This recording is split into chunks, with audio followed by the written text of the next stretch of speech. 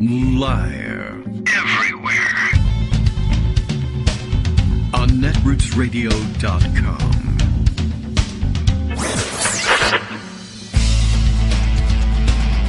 David Waldman. Kagro.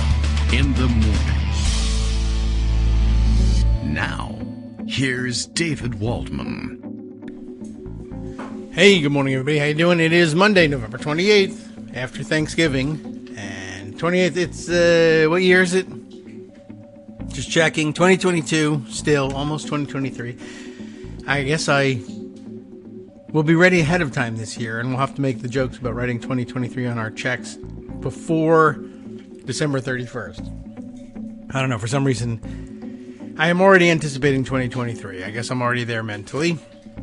And it's good to know where I am mentally at this point because I couldn't tell you. All right, a little bit off kilter again today, although this time I think thrown off by the fact that the high schooler was downstairs and ready early. Made me think somehow I had more time on my hands because, okay, well, I won't have to be responsible for pushing him out the door at the last second before the show starts, so I can waste my time elsewhere in the last few minutes before the show starts. And then, okay, well, who knows? All right, what's this message maybe from Justice? Are we lagging a little bit, perhaps? Okay, well, that would be all right because we got a little bit of a late start anyway. And we might as well exaggerate it, just make it even a little bit later. But all right, everything appears to be going okay. Things are fine. Are you? How you doing migrating to Mastodon or elsewhere on the web? I guess there's been a couple other alternatives thrown out over the past few days, and all the journalists appear to be signing up for Post, which I don't know what exactly it is, although I already see complaints that there's something weird and gimmicky about Post and the way you sign up that people don't like very much.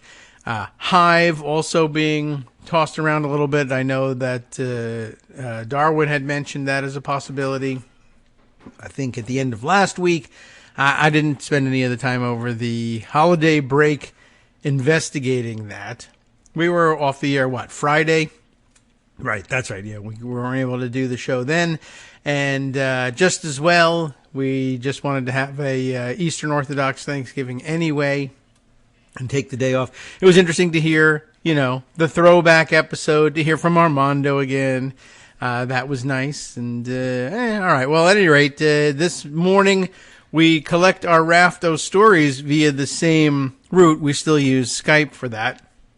I guess until Elon Musk takes that over, we can relax a little bit. We'll let our guard down and let him know that if he takes that over, then we're really finished. But that's where the Rafto stories, or Raftodon as of stories, that Greg Dworkin has collected has come to rest. I've seen him quite active on Mastodon if you're waiting for Greg to get there before you migrated over. And I wonder if did they come up with that? Does anyone know the origin story of the name Mastodon? I wondered if it had to do with migrating in general. So many other animals also do the same. I don't think the connection is strong enough, but what do I know about naming these things? And I think getting a little bit better at figuring out and understanding the various desktop clients that I can use to handle the thing. Still not entirely sure with this advanced setting why I've got it finally set up so that I can follow a KITM hashtag. So you can use the KITM hashtag on Mastodon in order for me to see what you're doing. Although, it's a little iffy. Some other things, for instance, I tried to migrate over the COVID number threads that I've been keeping since forever about, new numbers of new cases and cases per million and deaths per million, both in the states and in each of the countries. But last night when I moved those threads over, and I felt like I had to leave a little note at the end of each of the threads. Not every one of them moved over last night because not every one of them was active. But by the end of the week, we should have moved all that over from the Bird site over to Mastodon, and then things will be okay, except what I noticed last night is if I go and I search, the search isn't quite as robust as it is on Twitter, whereas on Twitter, it was very simple for me to search my own username and then the keywords that I need for each of the threads, and then show me the latest instance of that. And that's where I can pick up at the end of the thread and just add the new stuff. The Mastodon search client's not as finely tuned and unable to find my one and only post on that. Maybe over a couple of days it'll get better, but could be an interesting migration to move over. And I felt like I had to leave a note at the end of the threads on the bird site, like Croatoan or something. Where have I gone? Where is it starting out? Follow this. It's continued over at Mastodon. This is a big shift away for me from Twitter.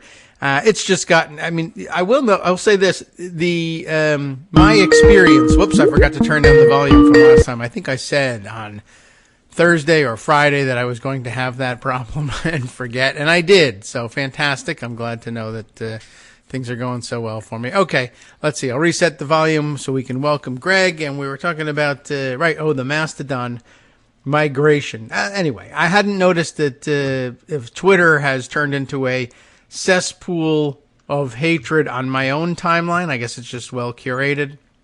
And I'm not the kind of person usually that the high-profile troll farms bother with annoying. It just doesn't make any sense for them to go after me versus other people, I suppose. But I have noticed that things are quieter over there, it's really been it's Elon Musk's own personal toxicity and who he's hanging out with, and where I think he's probably taking the site is what's driving it for me. And I just don't want to provide content that he's going to be able to monetize to the extent I can avoid it. So the slow migration. Picking up speed a little bit for me. We'll see how it's going for Greg Dworkin. Good morning, Greg. How are you? Hi, good morning. I'm not ready to give up on that site yet. Twitter, okay. That is to say. Yeah, and I monitor. There is an app, by the way, that migrates all your Twitter comments over to Mastodon. Oh, the comments. You mean as you make them, the new ones? As you make them, they automatically appear on Mastodon as long as it's not a reply. Okay. Well, that might be something. So if you, in other words, you said I was active on Mastodon. Actually, I'm active on Twitter, and all those things are appearing on Mastodon. Well, it's, I guess, for those who are worried about not being able to see Greg on Mastodon, it's good enough because he looks like he's there. So how about that? Well, but then I go to Mastodon and I answer if people actually talk to me, because the whole point is community. Even better. Which by the way, has led to a couple of discussions on Daily Kos as well. People are saying, well, you really shouldn't embed tweets and you should get off the site and so on and so forth. But here's the thing. There are a lot of liberal and progressives voices who are staying on Twitter until it dies. Yeah. And have said so, and I like to speak to them, and it is about community, and nothing really matches it in terms of news collection at this particular point in time. Yeah, there's post.news, which is the other thing you mentioned, but the gimmick there is that I've signed up for it, but as you sign up, you're put on a waiting list. Yeah, and when I first signed up, the waiting list was 100,000. Now it's 200,000.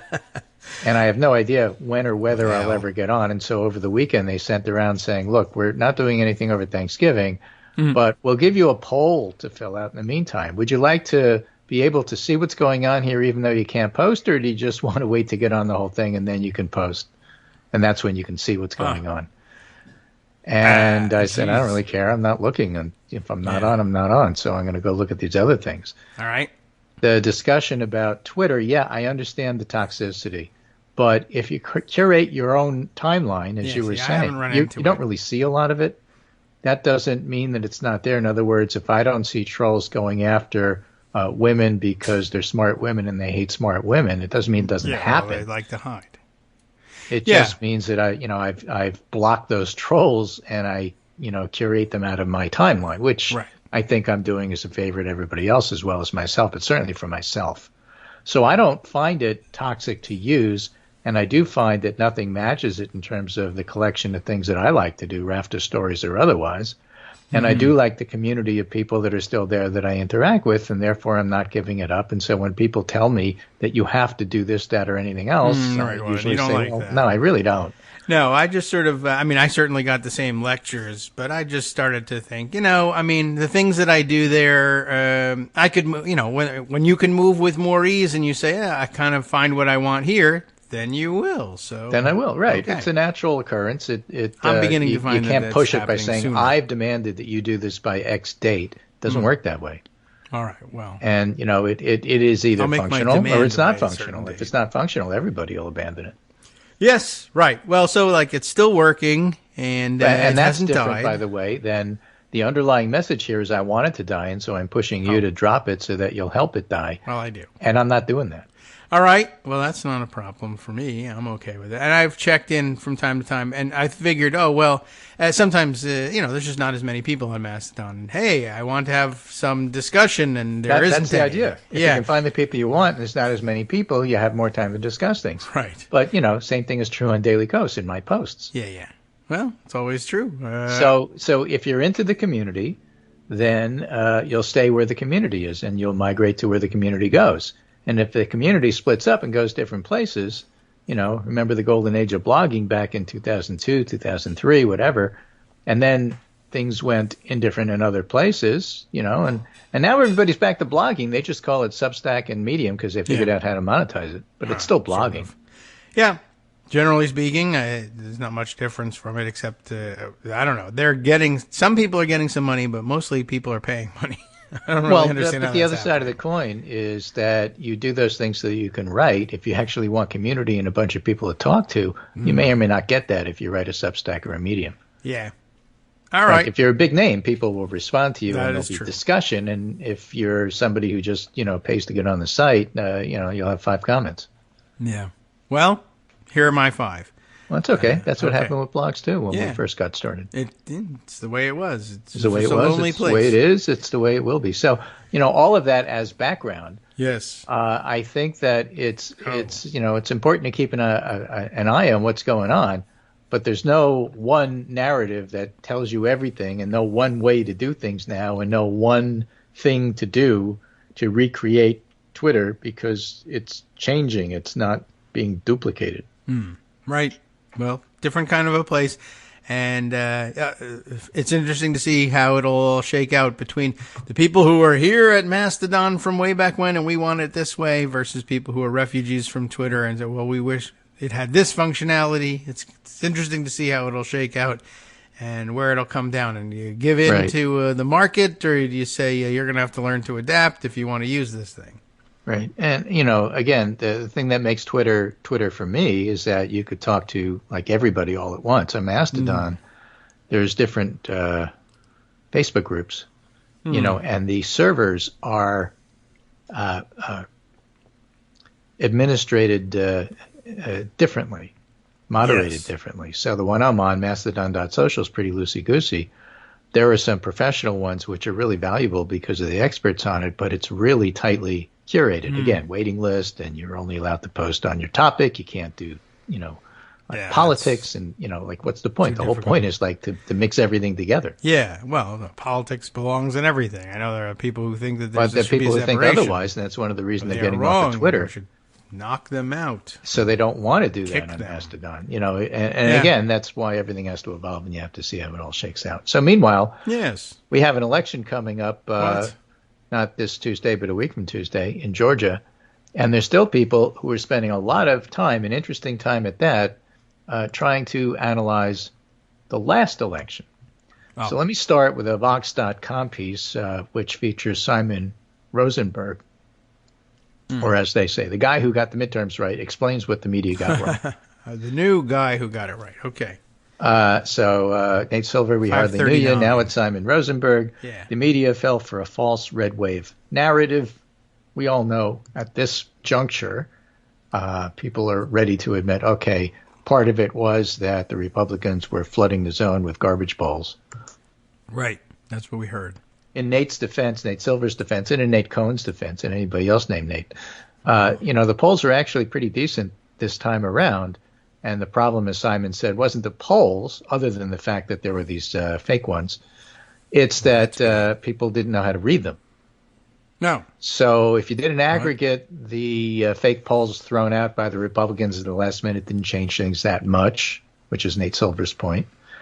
And if you looked at the polls and in your head or on a spreadsheet or any other way you want to do it, discounted or ignored the Trafalgar poll and the Wick poll and others that you never heard of that sort of showed up at the last minute but all seemed to be very, very Republican, you had a sense that things were a close race, closer than a red wave. And if it was closer than a red wave, then you have to expect there's going to be some surprises in close elections. And if that's in fact what you got, and it turned out a lot of things, especially in the Senate, broke the Democrats' way in close races, then you don't get a red wave, and you're pleasantly surprised about what the impact and the outcome was. And that's basically what happened. But the thing that I find most interesting about it, what I wrote on Twitter, which appeared on Mastodon. Oh, yeah. When Democratic margins on the generic ballot narrowed and they showed relative weakness in the polls on issues like the economy and crime, they seemed like signs that outrage over Roe had waned and that Republicans had the edge, said this Vox piece. But I would add that crime is almost always a soft Willie Horton dog whistle in elections. It means blacks and people of color and Hispanics, Latinos are getting restive. And it's like caravan obsession in the Virginia gubernatorial race between Northam and Gillespie, because the media focuses on it. It doesn't really make that much difference, and then you forget about it the day after. I saw another piece that said that Fox News' crime coverage, probably from Media Matters because they look at that thing, is down 50% after the election because, like, okay, now the election's over, who cares about crime? Yes, that does happen. Gas prices go back down. Crime reporting or discussion of it goes back down. Gas prices are incredibly low compared to where they were. Yes. So, you step back and say, okay, so why, given that we had the Gillespie-Northam teaching piece and that we had elections where Democrats won, why every single time do you see ads that focus on crime and the pundits go, oh, the ads, the Democrats are getting hammered, they will lose, crime is an issue. Every single election it happens. Every single time the pundits get snookered. Yeah. And so that's really what I'm taking away from this. All right. I think that's... Crime and immigration, says the piece, were among voters' top issues overall because they're high priority issues for Republicans. But if Democrats are trying to turn out their own voters, they need to focus on issues that matter to them. What? So things like voting rights, Roe, Dobbs, whatever you want to call it, abortion rights. These things matter. And the fact that the Republicans are obsessed with crime and certain pundits whose names I won't mention that rhyme with Krausauer are like totally focused on crime should not sway you to think that, okay, well, that's really going to be the thing that makes the difference. Same with inflation. Everybody cares about inflation. So if everybody cares about inflation, it's going to be a high priority item. But it turns out Republicans will vote on it and Democrats will vote on other things, even though they care about inflation. That doesn't get picked up by the polls. That's not because the polls are wrong. That's because the pundits analyzing the polls are wrong. Okay. Yes, I can understand how that might happen. Well, they do sort of professionally analyze things incorrectly, except for one guy. Yeah, they one get guy per cycle gets to be cool. the It's like writing guy at who did Medium it, right? or Substack. Yeah. Okay. Well, I get paid to write things that are wrong. Yeah. That's kind of the way it goes. Or you get things right once. You can do that in a general sense. And I mean, Eli Lake for years has been, paid to write things that are wrong. Oh, yeah, that's true. It reminds me now that you're talking about the new guy who got the midterms right, so we all listened to him, is the joke my dad used to tell after all this work as a defense attorney and being in the courtrooms taking expert testimony and cross-examining people, that an expert is someone who's done something once. If you've done something once, you're now an expert at it. You got the elections right in 1998, you're a pundit and an expert, and you get to keep going. I don't know whether there's an expiration date on it, but I like this idea of rotating guys who got it right, even when the guys who got it right and then started getting it wrong get to hang around. Right. What a racket. Wrong. Okay. Left. No, right. All that stuff. Yes. Okay. Or maybe not. Okay. So, I think it's part of a continuing media atmosphere where basically what Republicans think to them is more important than what Democrats think. which is why you get all these diner interviews. Oh, yes. All right. Plus, pancakes. Right? But We gotta gather in things good matter places. to Democratic voters. And what if Democratic voters actually turn up? Well, they never do because they're young and they're of color and they don't vote the same way as older, retired, white, racist guys do. Right? The Archie Bunkers of the world vote in much higher proportion than anybody else, and therefore, that's who we have to pay attention to. Well, except when they get outvoted. All right. That's the best time. And the whole idea is sort of to prepare your folks for this. All right. Well, then I think we should. Yeah. Anyway. All right. So there's that. Fair. More analysis, though, and I think that this also gets to the same place here. This is from Perry Bacon Jr. in the Washington Post. What drove the Democratic Party's strong performance? Not its leaders. Oh. The heroes of the 2022 midterm elections were Democratic, but not even Simon Rosenberg. Not Tom Bonia, who did the early vote stuff, which actually turned out to be pretty useful. The heroes of the 2022 midterm elections were Democratic voters and activists, not the party's leadership. These leaders should remember that and not try to distance themselves from the party's base as they have at times in the past 2 years. All right. I'm the Time Person of the Year again. Though they changed course in the final months before the election, the Biden administration and congressional Democrats spent much of 2021 and 2022 on a flawed strategy. I think this is a flawed analysis, but I'll explain why. Democratic leaders were determined to boost the party with people who didn't vote for Joe Biden in 2020, particularly white voters without college degrees who have shifted sharply to the GOP over the last decade. So Democrats focused largely on economic policy, like the American Rescue Plan, the infrastructure bill, a law making it easier to manufacture microchips in the U.S. They intentionally highlighted how those provisions would help people without college degree and people in rural areas. I would add, by the way, all of that is true. It's good policy, and you don't just do things for politics, and it will have benefit even though it's going to be long-term, and it'll have political benefit even though it's going to be long-term, just like the Affordable Care Act did. All right. So just dismissing it as, well, that's for white voters. Let me explain something to you. Okay. Okay? Those very same voters is why we won in Arizona. You don't win in Arizona if you don't have a bunch of Republicans who voted for this candidate or that candidate, but not Carrie Lake in the end. Or not the Republican senatorial candidate or Mark Fincham, who was running for Secretary of State. You have to have Republicans who leave those ballots blank, just like you did in Georgia, and just like we're hoping we'll see in Georgia again, which is to say, when you come out to vote in the general election for a governor you happen to like, Brian Kemp, and you're a Republican, if you leave the senatorial thing blank, that's good for Democrats. Here, there's only one thing on the ballot, so it's not like you're going to come out and then not vote. You can. And it's not like you're going to come out and vote for the Democrat. It's that you'll stay home, and that's okay.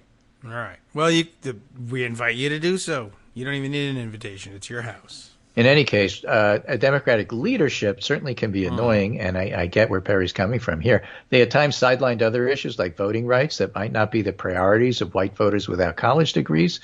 It's also a question whether or not you actually had the votes. Oh, right. Yes. It isn't just a question of politics. Sometimes you have to sit down and say, I do not have enough votes to pass this. Who's really good at stuff like that? Nancy Pelosi. Who's that? I forgot. Chuck Schumer isn't that bad at it either. Yeah, well, he's getting better. That's an interesting analysis just to see side by side with. I feel certain that the last couple weeks of the election, which is distant, past ancient history now.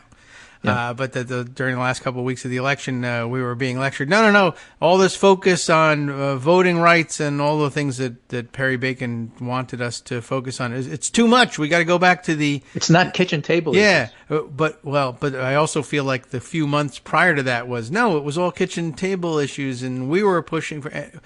I think they covered both pretty well, but there's no end to the punditry. It's a coalition of people who want different things, and you got to do all of it.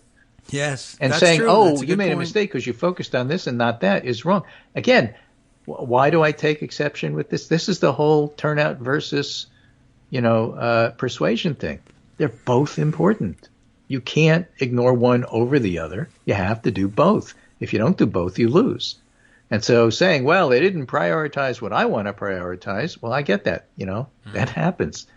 That's not really the point. The point is, are you getting enough of what you need so that your voters will come out? And then are you getting those other voters over there that your stuff doesn't reach? Golly, I hope so. Not all of it is bad, Perry writes. All right. It's great that the Democrats are finally moving on from the overly business-friendly neoliberal economic policies they embraced in the 80s through the 2010s and helped lead to massive inequality and decimation of small towns across the Midwest. The party's new economic populism is good policy that will help Americans across demographic and partisan lines, and in the long term, I think this agenda will boost the party electorally by making clear to voters that Democrats are the party that most represents the interests of average Americans. And because the break is coming up, I'm not going to do it at the moment. I'll do it after the break. Keep in mind this idea that the agenda will boost the party electorally, because I have some interesting things I came across in analyzing what happens with the Electoral College going forward. Oh. And oddly enough, it's a lot more favorable to Democrats than people have been making it out to be. Okay. Based on what? Still Based on this election. Oh. Like data? Yeah. I don't know if I understand. All right, well. Anyway, the strategy wasn't working electorally. The party leaders stuck to it for too long. Ultimately, white voters would add a degree back to GOP. That's always the case. The question is going to be how many of them. Voters under 30 back to the Democrats. That's always going to be the case. The question is going to be how many come out to vote. The party's leadership, particularly Biden, caught up with the party's voters and activists in the months right before the election, which is a good time to do it.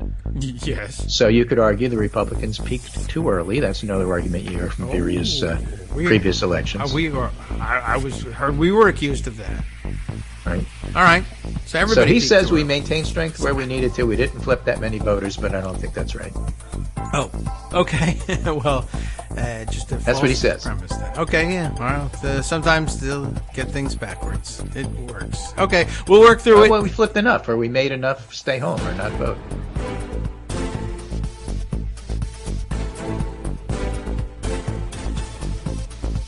Hi, I'm Scott Anderson, the guy that writes the daily summary for this show, Kagro in the Morning. Thank you to everyone that supports this show.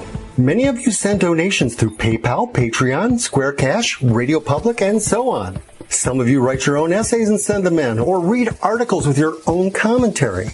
We appreciate it. Now, some of you are listening to this and thinking, I'd like to help, but isn't there something I could do that wouldn't require money or effort? Why, yes, there is. You can just like us. On Daily Kos, they call it the recommend button. YouTube has a thumbs up. There are hearts and likes and love buttons. Tap our love button. Tap our love button every day. Share our shows and summaries on Facebook and Twitter, YouTube and iTunes, Stitcher and Amazon. Most of these places allow you to write a review, so a sentence or two would be great.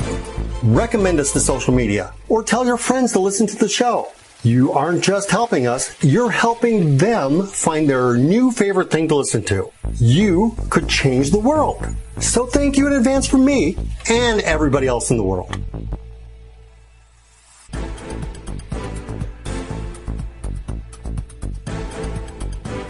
All right, welcome back now to the Kagro in the Morning Show here on Netroots Radio. Still playing with the settings here, but I hope we all enjoyed the musical repast during the break. I hope the breaks are turned back on correctly over at Netroots Radio headquarters. Sometimes when we turn them off for reruns and holiday weekend and who knows what, sometimes they don't get turned back on. But I think everything is still working right. So if not, you enjoyed a fun break and us talking about how fun the break was. How about that? So where were we, Greg? Hey, listen, if you get to hear it, we didn't say anything we wouldn't otherwise put on the air. That's right. At least not this time. Yeah, very often we do that. But hey, that's for the premium service. Extra $8 a month. Yeah, $8 a month's extra to hear me curse, or at least the last syllable. Right, and then a long old. So Taking Goddard offers his subscribers. See, $8 a month. $8 a month. Access to something called Ballot Access News, which is a newsletter. Volume 38, number 7, so it's not the first time it's ever been offered. Okay. But it has a really, really interesting and intriguing piece here that goes into depth and detail I'm not going to do, but I just want to bring up the concept because, who would have thunk it? Here's the title.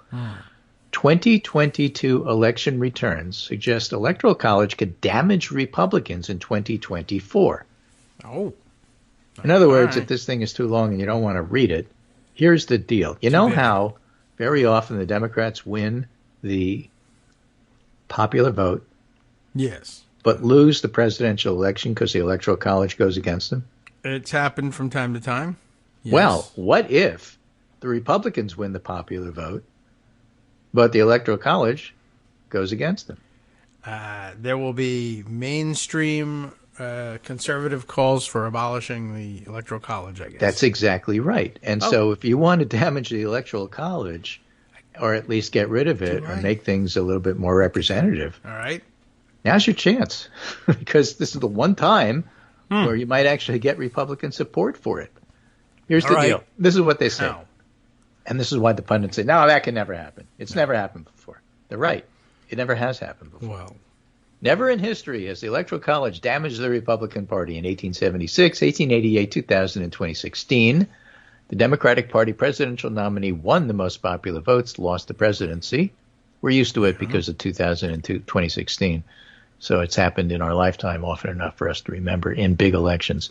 But the 2022 election returns suggest that for the first time in 2024, it might actually be the Republican Party that's hurt. The vote for the office at the top of the ballot in 2022 in the nation as a whole gives the Republicans more popular votes than the Democrats. Now, remember, we were talking about this and said California's incomplete. Don't rush off to analyze, who got the most votes. It does look like Republicans got more votes, and that's important to compare to the generic ballot and try to make sense out of it, but we're not complete yet. But here's what they did in looking at the analysis and bringing some data to the game and to the discussion. The vote for the office at the top of the ballot in 2022 gives the Republicans more popular votes than the Democrats. And that's true whether one considers U.S. Senator to be the top of the ticket or governor to be the top of the ticket. But under either calculation, the states in which Republicans have more popular votes than Democrats have a minority of the electoral vote. States with more Democratic votes than Republicans have a majority of the electoral vote. And if you use the gubernatorial election, which I would rather do because I just love the word gubernatorial, I just think it's fantastic. In the states which had both a gubernatorial and a Senate election, the total vote for the topmost office in 2022 is Republicans 54 million, Democrats 52.6 million. Yet the states with Republican votes exceeding Democratic votes only have 258 electoral votes, and the ones which Democrats lead has 280 electoral votes. So if one uses the Senate election, the national total is 53 for the Republican, 53 million, and Democrats slightly less, 53.44 for the for the Republicans and 53.42 for the Democrats. But the states with Republican votes exceeding Democratic votes only have 245 electoral votes, and the states in which Democrats have a higher popular vote have 293. So the reason for the anomaly is that in 2022, and you'll remember this and hear these flipped arguments. You're familiar with them. You're just not used to them in this way.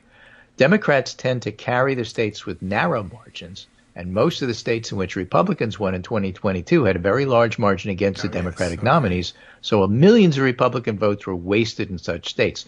We're used to seeing that in California and New York, but in this election it happened in Texas and Florida, two huge states which had a lot of Republican votes, and so the Republicans won, and all those Republican votes don't count anywhere else, and therefore can't be applied. Whereas, between Arizona and Wisconsin, for example, like 3 votes determined the gubernatorial races, and Democrats won them.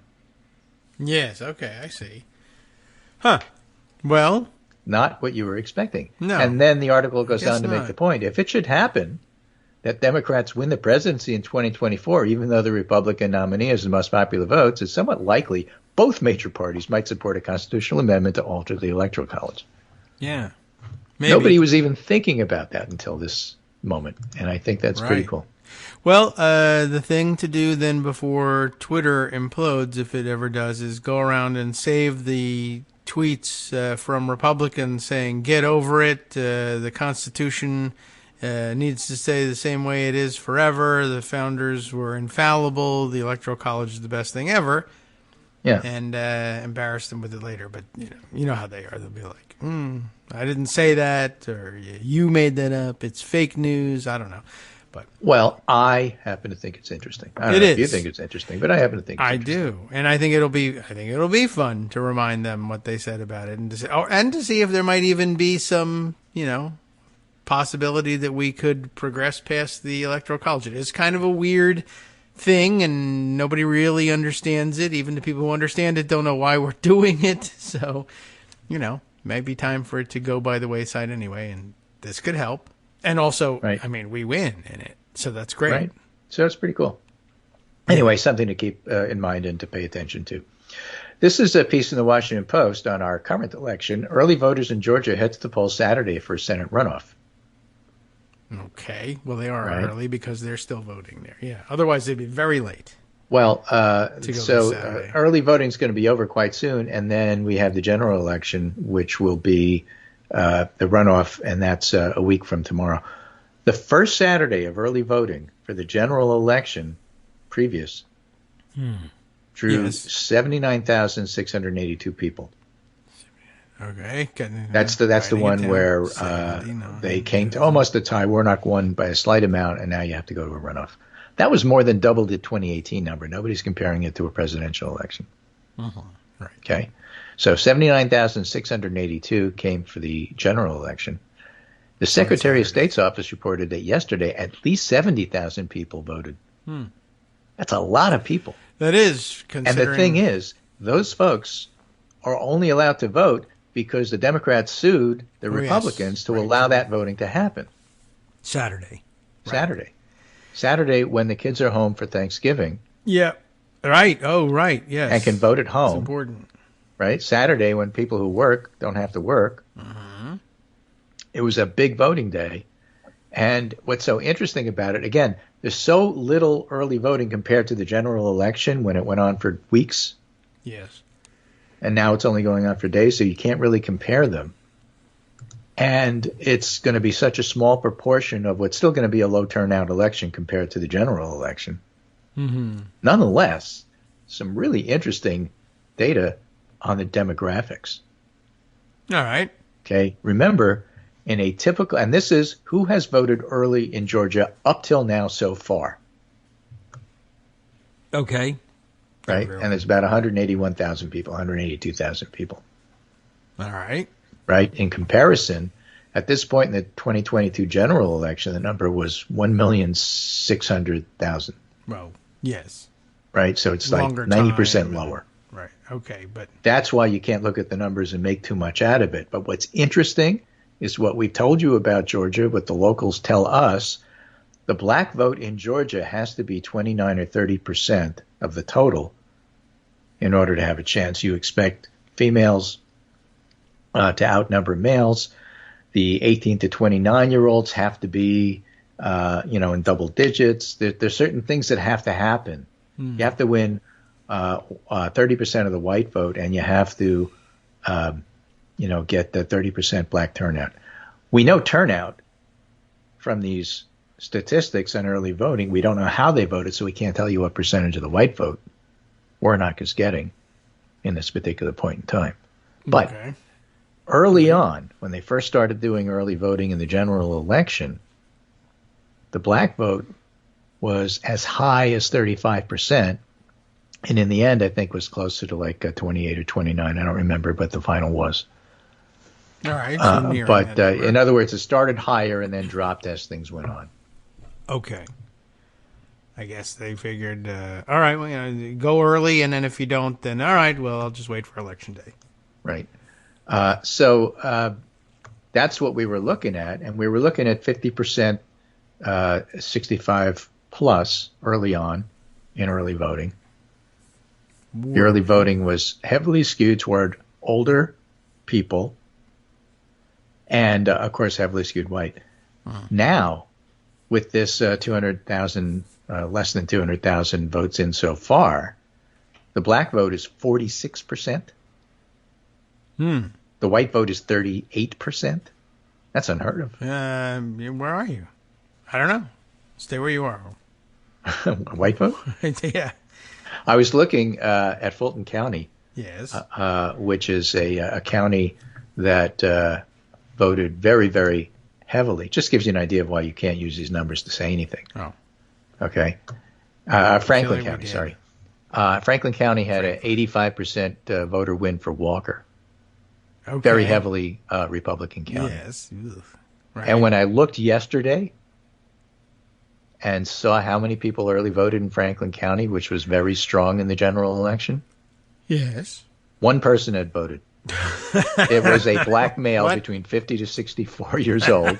He had voted early, and I looked at that and said, look, we're winning Franklin County. 100% of Probably. the ballots reported. I mean, I can't say for sure because I don't know how he voted. It's an awfully good chance we're winning Franklin County at this point. Yeah. Are we going to wind up winning it? No, Franklin County went 85% for Walker. But still, that's kinda... one of the fun things you can look at and say, Sure. okay, I don't want to overread this too much, but here's a great example. Nonetheless, 46% black turnout is great. Female turnout is 57% to 42% for male.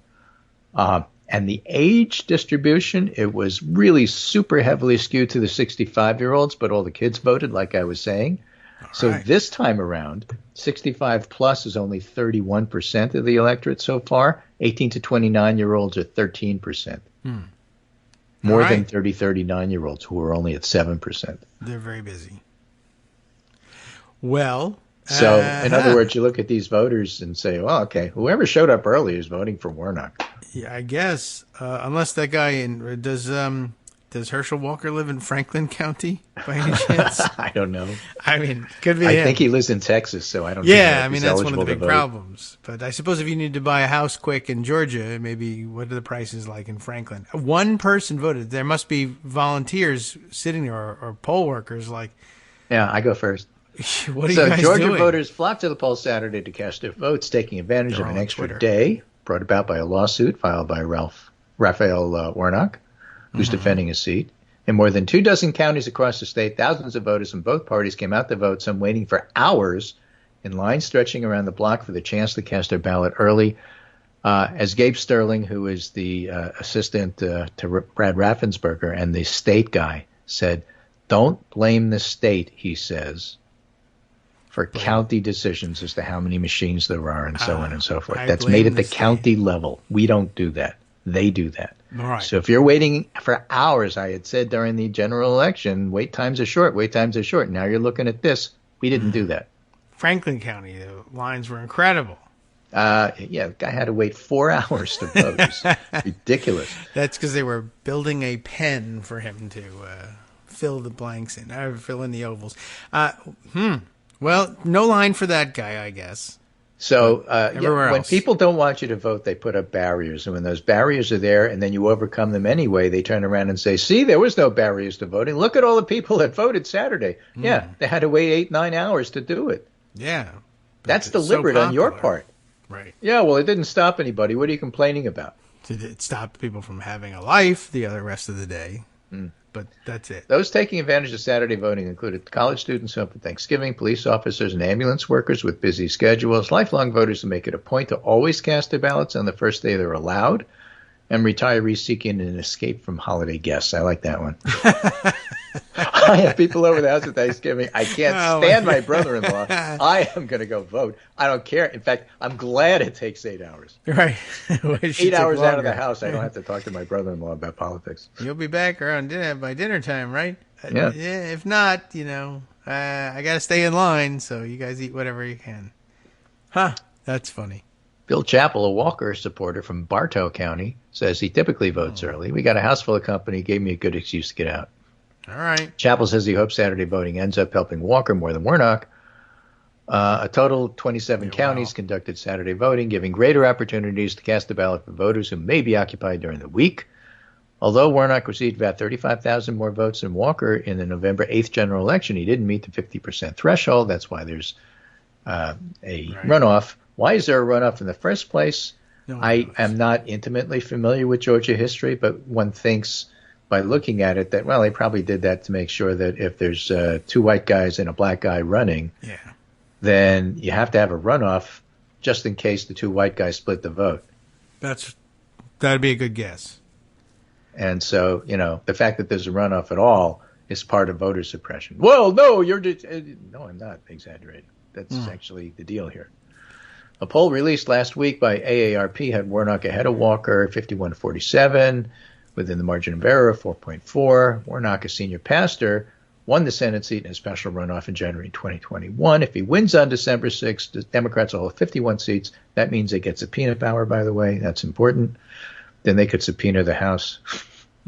Right. I want to subpoena all you people who did the Benghazi stuff and find out what the hell you were up to. Yeah, what about that? Try that out. Walker, who won the Heisman Trophy in '82, is a running back for the University of Georgia. By the way, Athens went for Warnock, the other guy. Oh, well. Was encouraged to run for the seat by former President Donald Trump. Athens is a great college town. Yeah. One of the great college towns in this country. And, visiting Athens in Georgia is like visiting Austin in Texas. The rest of the state's kind of weird, but, that place is good. His candidacy has generated headlines about his past, including allegations of domestic violence and that he pressured and paid for 2 former girlfriends to have abortions. Yes. I don't know whether that was all in Athens, but so I hear. Walker has campaigned as a staunch opponent of abortion, saying he'd support a national ban on the procedure. Oh, yes. Well, wait. Herschel Walker's trying to call in. And Republicans have rallied around Walker, who's the only statewide GOP candidate who didn't win. Oh, right. That's true. All right. So we'll live with that for a little while. Heisman Trophy mention. That was interesting. Good. Well, that's what matters. Sure. So, it's interesting. We don't know how it'll break, but certainly worth following as we get the totals on the early vote. Again, it's just too small a percentage to really know what the heck it means, but it's fun. In Arizona, Kari Lake files lawsuit against Maricopa County, demands information about Election Day printer problems. Arizona says it didn't really affect people's ability to vote. No. Kari Lake just simply doesn't want to concede. I think the proper approach, and I haven't heard it from Katie Hobbs, but I wish I did, is the same that Josh Shapiro took in Pennsylvania when Doug Mastriano, his Republican opponent for governor, refused to concede. Shapiro said, who cares? He lost. Move right. on. Well, next question. The next level version of who cares is I don't care. I care so little that I'm not even going to say who cares. Right. So she's really, taking it up there. Now, the Arizona story is important because there were a number of counties, starting with Cochise County, who, in solidarity with Maricopa, even though there were no problems with Cochise County, refused to certify the vote last week. It wasn't even really in solidarity with Maricopa, but okay. Yeah. Well, they said it was. Right, but it isn't. However, the law says you have to certify by today. Yes, the 28th. And when you ask the Republicans who didn't certify, they said, well, it's in solidarity with Maricopa, but we'll certify today. We're good. We're not going to break the law. Okay. Sure. So I hope not. Today's the day that the results will be certified, making it more difficult for Lake to bring a lawsuit, which he'll do anyway. Yes. But I just think it's really interesting. We don't have any proof there was a problem in our area. And we don't even have any proof that there was a problem in that other area. But in support of that other area, area, we won't certify the vote because we want to screw everybody in our area. Right. Because reasons, and if you're trying to follow the logic, don't ask me to explain it. I'm just telling you that's what we're doing, except we're only doing it till Monday. And then we're going to do what we're supposed to. Solidarity till Tuesday. Solidarity till Monday. That's our motto. That's a song, right? Solidarity till Monday. Yeah, I think exactly. that's the way it goes.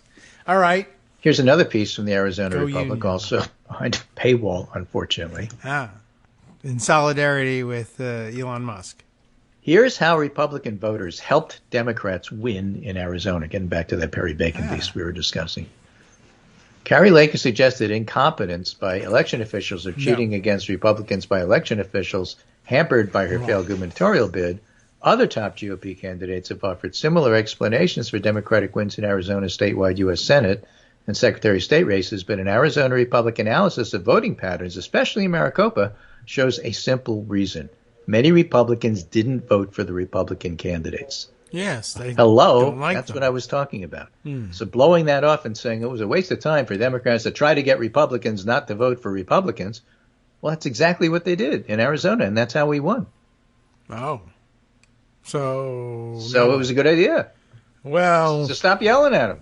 I don't know. Some of the people who had that idea, we don't like them. So we're supposed to GOP say candidates it's who lousy. fumbled with voters in Republican-leaning districts are united by their denial of the 2020 presidential election. They were lionized at Trump's rallies, painted as extremists by Democrats, and rejected at the polls. Yeah. Right? Right. Good. Well, another good example of just like yard signs, as some people claim, don't vote, neither do rallies. Yeah, exactly. People at rallies vote, that's true, but if they're all standing around in one place, they look like there's a lot of them, and then you have to compare them to how many other people are in this state. Consider How many people Bayshore, weren't for at the example, rally? an area in Bayshore. Gilbert. If you don't know where Bayshore and Gilbert are, join the club. Wrapped around the islands, an upscale planned community Bayshore, where New Republicans have an 11% registration advantage. Arizona State Treasurer Kimberly Yee, a Republican in a relatively low-profile race, won 50% of the votes. But Lake lost there to Democrat Katie Hobbs by 20 votes. Oh, yes, right. This is the big By 20 votes, controversy. not 20%, 20 votes. Yeah, all right. Well, that's not that many, but all Okay. right.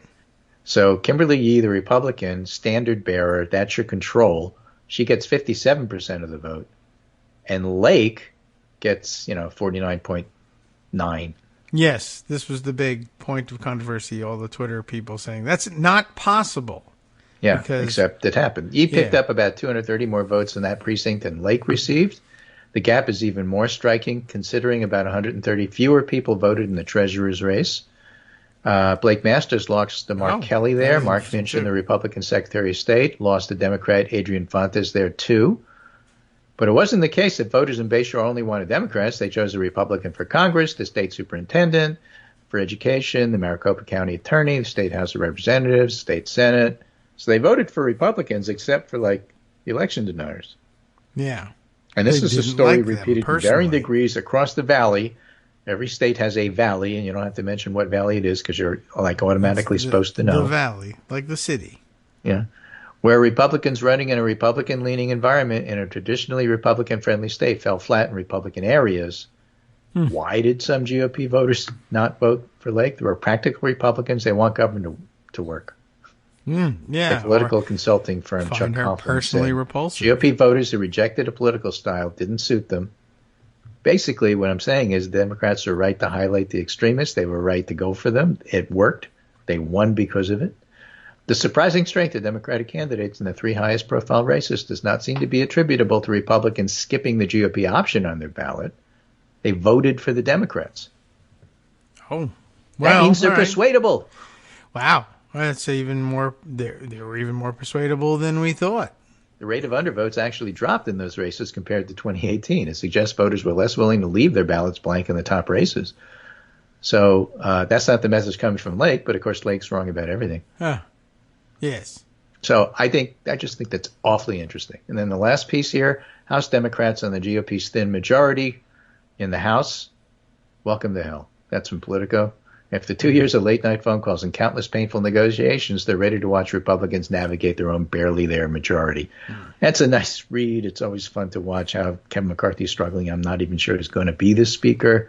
But the fact of the matter is, as you and I know, and you know better than I do, you never want to be in the minority, even if it's fun to watch them struggle. Right. You'd rather have fun watching You'd rather struggle. people struggle on the other side. Yeah, that's true. And by the way, everybody who needed a reminder that despite the fact that people like Bill Kristol are never Trumpers now, that they're not Republicans anymore. Some people have made the switch, but not him. I did see him highlighted in, I guess, the Blue Virginia Report as having held out the possibility that if Kevin McCarthy doesn't have the votes to become Speaker, wouldn't Democrats be interested in reaching across the aisle and cooperating with 4 or 5 sane Republicans to choose someone who's a Republican because they did win the majority after all? Maybe Barbara Comstock should be Speaker of the House. Well, and as, we'll see what happens. There's no. 2 last items here I want to get all right. in, even if Sure. we don't go over them in depth. The first one, of course, Oh, is all the fact that Trump had dinner with a neo-Nazi, Nick Fuentes, who Yes, is right. an anti-Semite, a white supremacist, and a neo-Nazi. Yeah, that's And Kanye West as well, but who cares? So the Nick Fuentes is famous for saying things like the Jews had better start being nice to people like us because what comes out of this is going to be a lot uglier for them. And it turns out Trump is catching a lot of crap from Republicans for it, not as much as we would like, but more than you'd expect. Mm-hmm. And that goes along with another story that's also from Politico. Republicans shrug off Trump 24 bid. The excitement's just not there. The morning after his count was reinstated, Fox News Sunday spent more time talking about the ticketing debacle surrounding Taylor Swift's upcoming tour. The yes. people talking about Trump's campaign announcement in my circles, it's almost like it didn't happen, said Bob Vanderplatz, the evangelical leader in Iowa who's influential in primary politics in the First in the Nation caucus state. That, to me, is what's telling, where people believe we probably need to look forward, not look in the rearview mirror. I'm not convinced at this particular point in time that Kevin McCarthy will be Speaker. I'm not convinced at this particular point in time that Trump will be the nominee. Okay. And I'll leave you with that, and that's the end of my segment, and it's the end of the hour. And, that's just too bad for Elon Musk. Yes, right. Well, $8 a month. It only gets you so far. Right, okay. I guess that's true. All right, well, let me also just say that as a current voter in what used to be Barbara Comstock's district, I was pretty intent on making sure that she not be in Congress at all, and I didn't think that we were swapping her out for Speaker of the House. I just thought she didn't belong there in the first place, and so I say no. McCarthy. I guess that, well, I'll take almost anybody. I will take. That's true, and it'll be fun and interesting to take someone who isn't a current member, just because it'll be like historic and things. And yeah, but I also want it to function so they can do, debt ceiling and actually pass stuff. Yeah, nobody in the Republican Party is interested in passing anything. It'd be nice to have at least one vote, even if it's the speakers who doesn't vote. Right, or the guy from Franklin County, Georgia, could come up and do it, perhaps. Yeah. All right. Well, if you ever saw the movie Putney Swope, yeah, that was the plot. All right. Yeah. Well, I know we've mentioned that before, so that's come up a number of times, and I guess that means it's time for me to go and make sure I get it. I don't know if that's the sort of thing that they put on Netflix. I might have to find. That's a great movie. The remaining Blockbuster video in the world and go find it. Yep. Okay. Well, thanks, Greg. Take care, and I'll talk to you Wednesday. All right. Appreciate it. We'll look forward to seeing you then. And for the rest of you, enjoy this musical interlude. Maybe this exact musical interlude for the next minute. We can't be sure. Thanks, Greg. See you on Wednesday.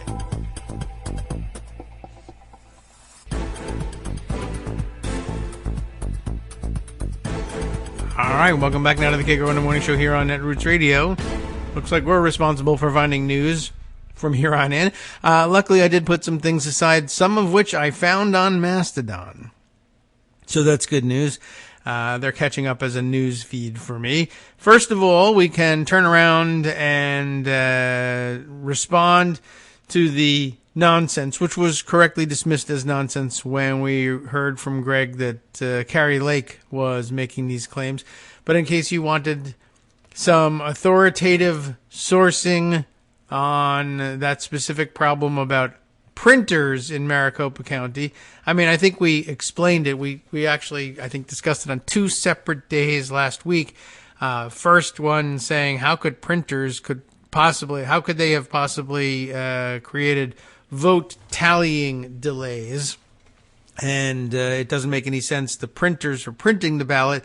They aren't scanning the ballots. So how could that be causing a vote tallying delay? And then we got an explanation for how it could have happened, or how it could be that printers could create a tallying delay by printing the ballots too lightly, such that they were not machine readable at the tallying stage. That could have caused such a problem. However, as it turns out, now returning to the story for the third time, it didn't happen, or at least not in great enough volume to be statistically significant.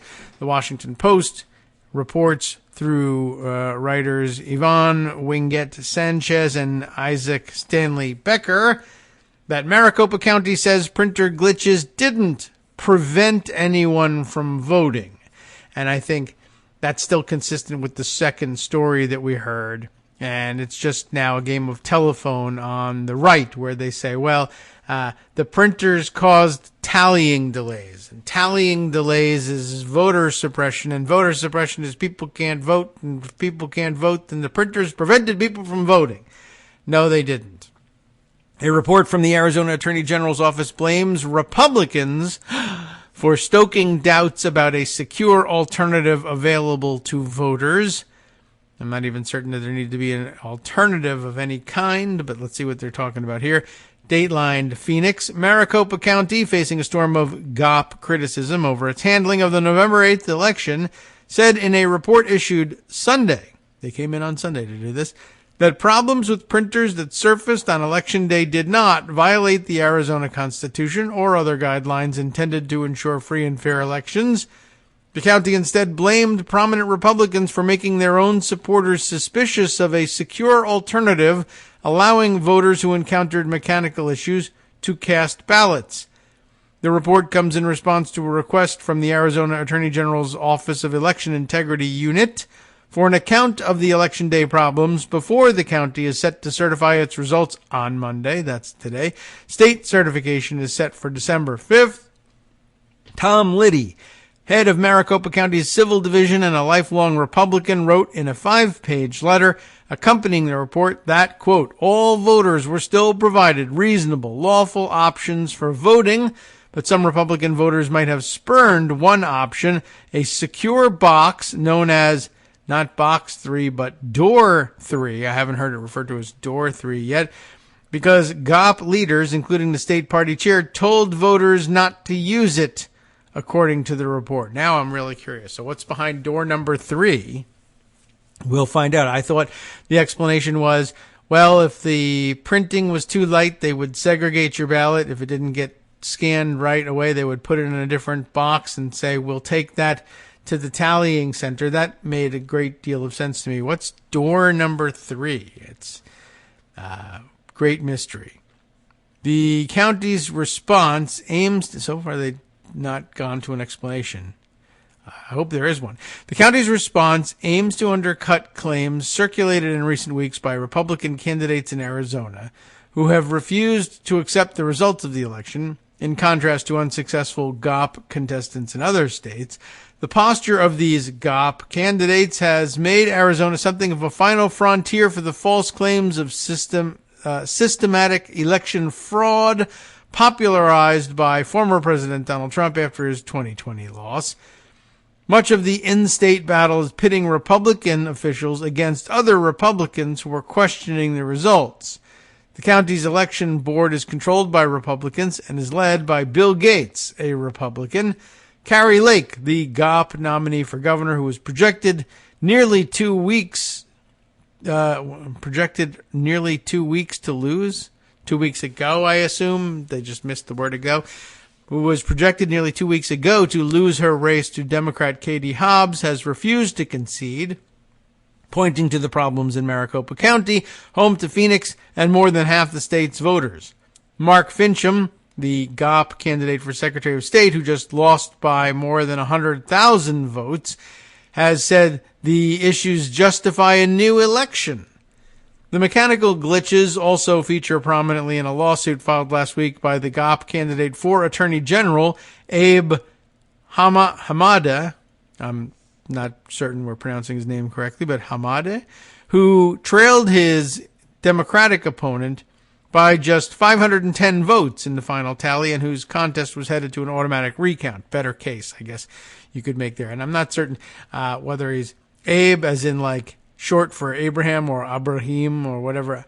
Hamadeh makes it sound like perhaps it's an Arabic origin name. So I say Abe, but I don't know whether they say whether that's like Americanized and he's using that, or whether it's something completely different and it's Abe somehow. I got no idea now that I think about it. But anyway, I think it is for Abraham or some derivative, the Arabic version perhaps.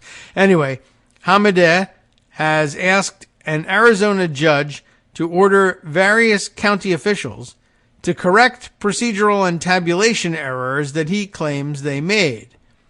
He also asserts that the final vote count will make him the winner.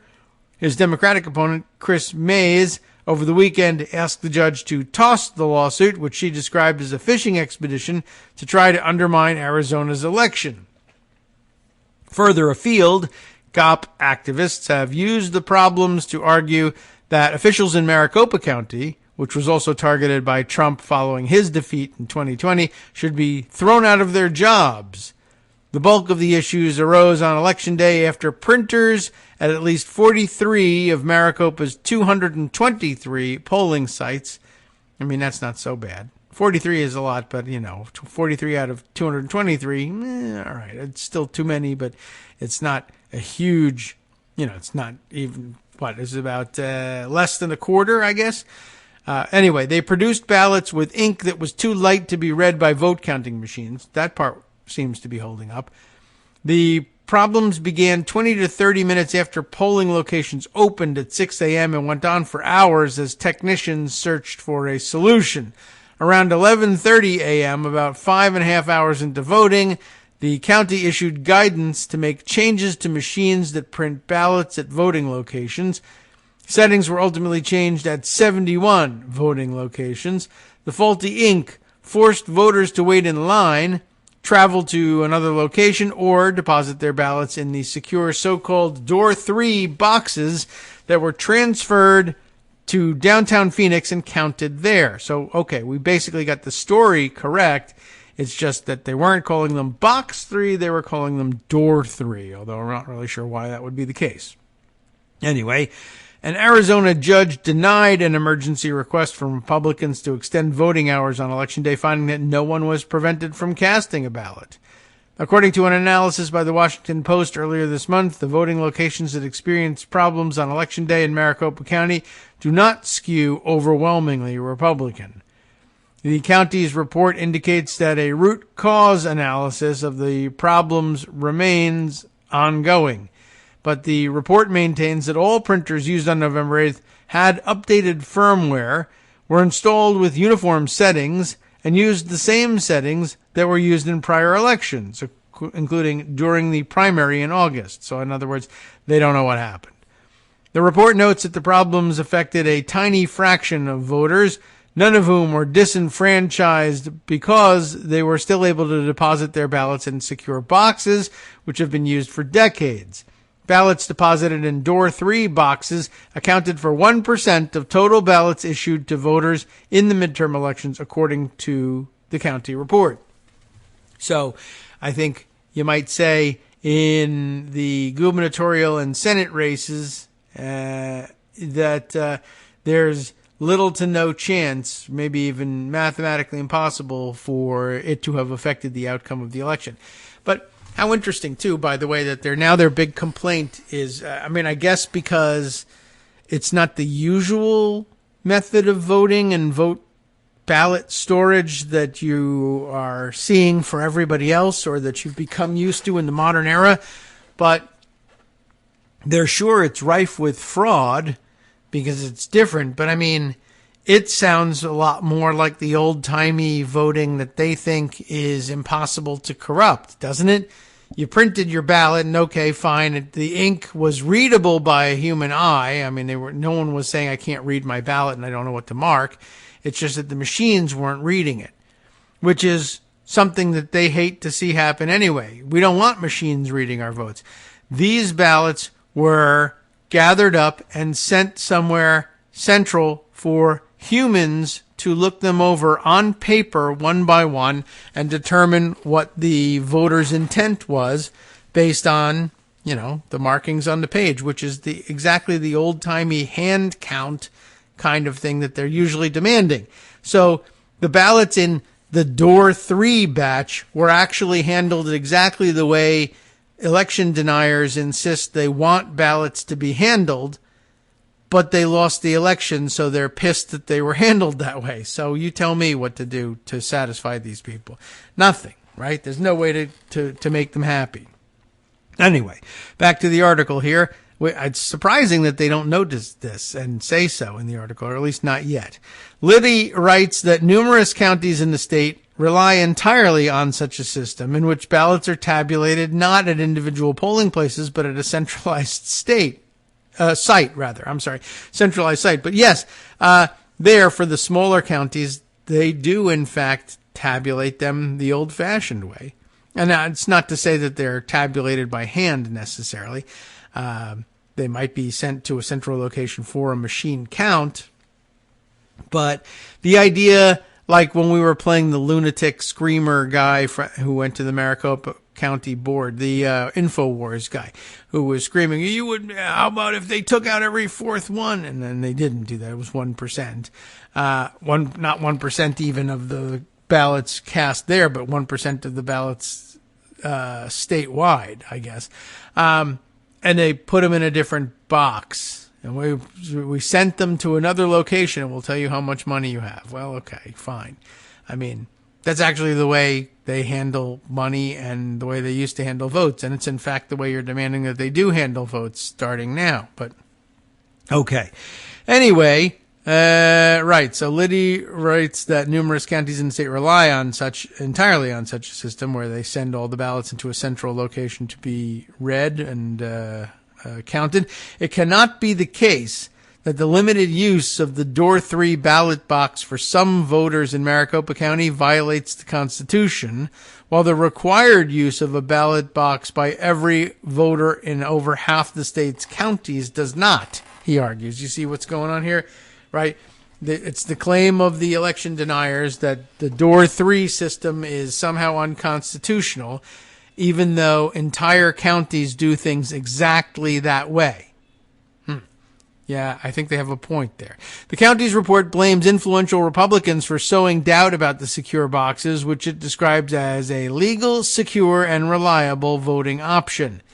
It's, in fact, your preferred option, and I don't know why they don't say that. Examples appended to the report include warnings not to use the boxes from Kelly Ward, the chair of the Arizona Republican Party, Charlie Kirk, the head of pro-Trump youth group Turning Point USA, and he's getting a little too old to be heading youth groups, and Tyler Bauer, chief operating officer of Turning Point's political arm, Turning Point Action. I love that Turning Point USA is non-political, you see, whereas their politics is handled by Turning Point Action. Oh, yeah, sure.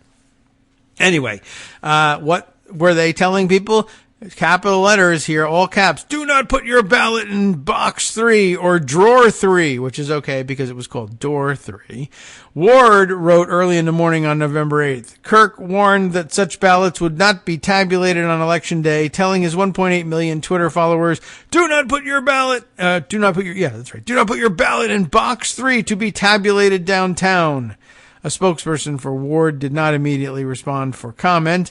Andrew Colvett, a spokesperson for Kirk, said there was confusion on Election Day. Instead of owning their mistakes, they're now trying to pass blame onto other people who were doing their best to bring clarity in a morning unnecessarily full of chaos and confusion, Colvett said.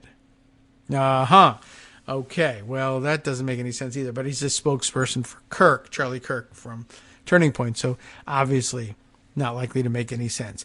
Bowyer, or maybe, sorry, I think I said Bauer, but is it Bowyer? Bowyer.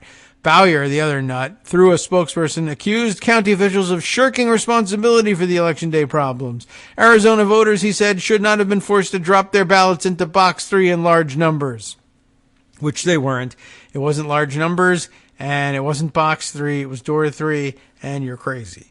County officials also examined the scope of ballots cast by voters who had checked into one polling location through an electronic device, but then went to another location to vote, perhaps after encountering the mechanical glitches.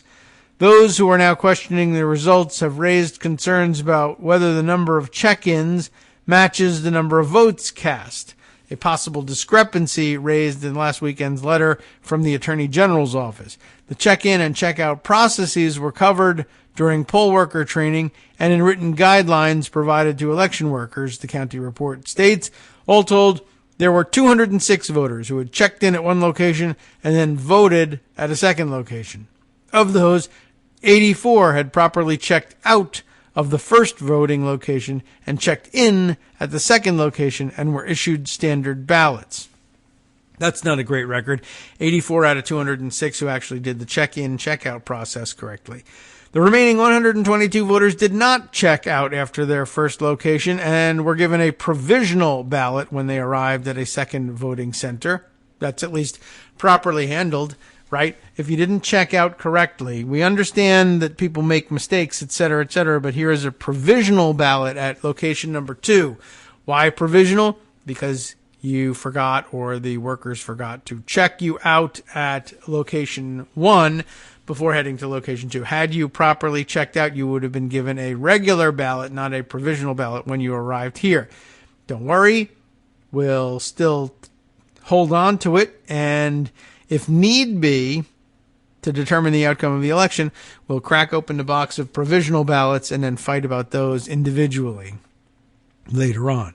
Elections officials determined the provisional ballots should count for 109 of the 122 voters, given the printer issues traced to the first locations.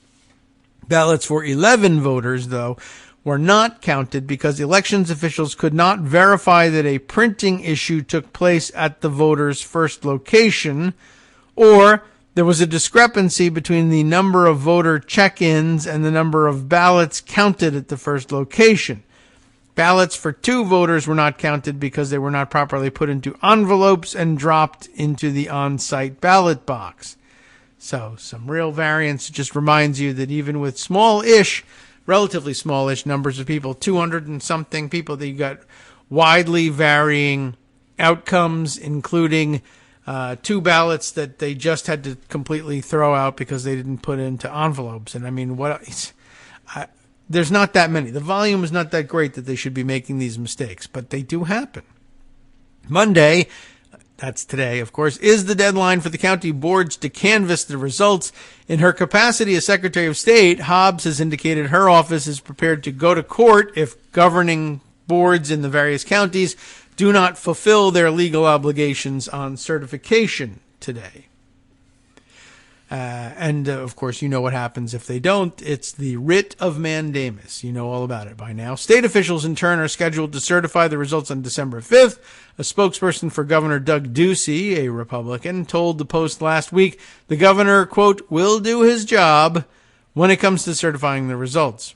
He certified the election results in 2020, and he has every intention of doing so this year, the spokesperson said.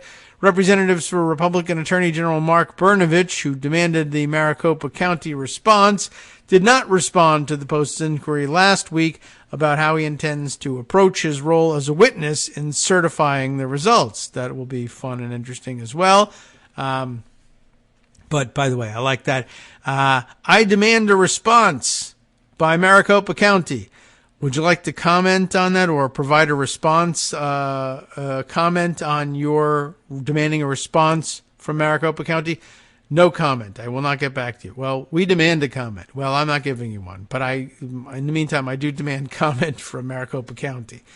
So, yeah, I guess when the statewide results are certified, I guess the Attorney General has a role in that, and it's unclear at this point where election denialist Mark Brnovich will come down when it comes time for him to play his part in the certification. So, very interesting. And more good detail that just, I like that they drill down and try and get to what is the kernel of truth that's driving these people to play their game of misinformation telephone and pretend that the entire election has to be rerun based on next to nothing.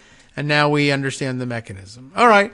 So let's see. Other things for us to check in on. There's some crazy stories from out in the States, I guess along the lines of, but I guess more grounded in reality than Bill Kristol's idea about putting forward Barbara Comstock, or anybody else for that matter, as a compromise speaker.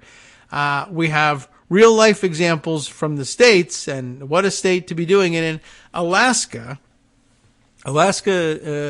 showing some real renewed blue spirit there, not only sending Mary Peltola back to Congress and telling Sarah Palin to basically shut up and sit down, at least for the time being, but also increasingly trending blue in many ways, though they also did return Lisa Murkowski to the Senate as well. And, what are you going to do about that? But it would be nice to think that we could one day compete for the 3 electoral votes up there. But at any rate, this is of some interest. Reported by the Juneau Empire, the local paper. I don't know. Maybe they have several competing local papers in Juneau.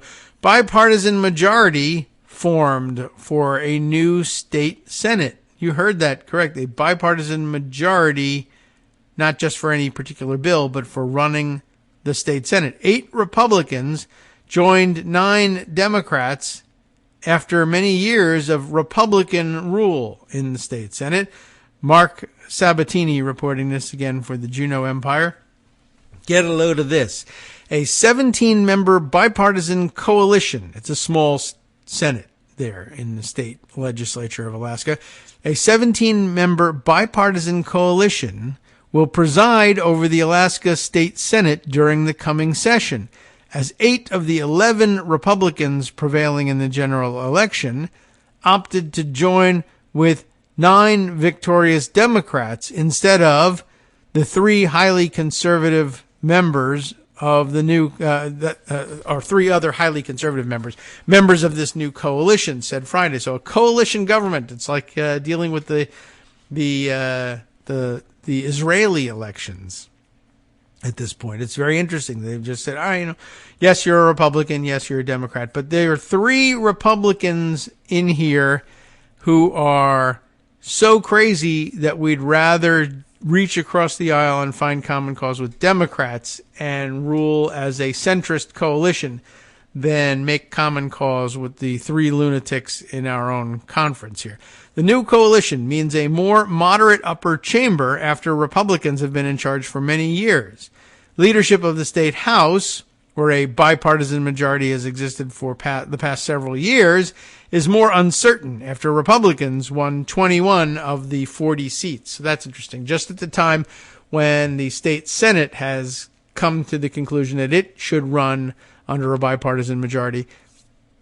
And granted, I guess Alaskans no stranger to this because the House, the lower chamber of their state legislature, has been running that way for some time now, and we have not taken any notice. Just as the Senate comes to this conclusion that that's a good idea, the House abandons it and says, well, there's 21 out of the 40 seats are Republicans, and we'll just run it as regular line Republicans without a bipartisan majority there. Although, who knows? Maybe there's some lunatics in there as well. Anyway, like other bipartisan coalitions, we'll be working in the middle, not the far right or far left positions, said incoming Senate President Gary Stevens, a Republican of Kodiak. Other leadership positions include, ready for trying to read this one, Bill Wielechowski, I'm going to guess is the pronunciation of his last name. He's from Anchorage, a Democrat, as chairperson of the Rules Committee that determines what legislation reaches the floor. Senator-elect Kathy Gissel, or Geisel, perhaps, Giessel, a Republican of Anchorage, the majority leader. Senate Click Bishop, a Republican of Fairbanks, as the majority whip. And Senator Elvi, perhaps, or Elvi Gray of, it says just Jackson. Oh, I see. Oh, all right. I thought that was the location. It's Senator Elvi Gray Jackson, Gray-Jackson, a Democrat of Anchorage, as the Legislative Council chairperson. So even the leadership positions are sort of split there. Senate leadership, the top leadership, a Democrat, and then the next 2 ranking positions occupied by Republicans.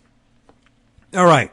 The Finance Committee will, for the first time, have 3 co-chairs instead of the usual 2, comprised of Senator Bert Stedman, a Republican of Sitka, Senator Lyman Hoffman, a Democrat of Bethel, and Senator Donnie Olson, a Democrat from maybe Golovin, perhaps. I'm sure I shouldn't have read this thing because we're going to get into the mangling of the names, and there's place names involved too, and that's only going to make it worse. Anyway, additional committee chair and membership positions are scheduled to be announced during the coming weeks. Omitted from the coalition are, here are the lunatics that the Republicans wouldn't work with. Republican Senators Shelley Hughes of Palmer, Mike Shower perhaps, of Wasilla, remember them, and Robert Myers of North Pole. And how can you go wrong with North Pole? Okay, Hughes served as majority leader of the last state Senate, interestingly, and issued a news release advocating for a Republican majority earlier this week. But I guess she doesn't get her wish. Shelley, I guess it could go either way with that one. But very interesting that this person was previously the majority leader, and guess what? They said, we actually want nothing to do with this person, and we want to cut them out of leadership entirely. How fascinating for Alaska. There's actually quite a bit more in this article. I'll scan it during our break and see whether it's something we want to return to, or whether we want to move on to greener or less icy pastures. Hi, it's me, David Waldman, the same guy who was just talking to you a second ago. Our Patreon subscription drive is still going strong, with over 175 monthly donors who help keep us on the air.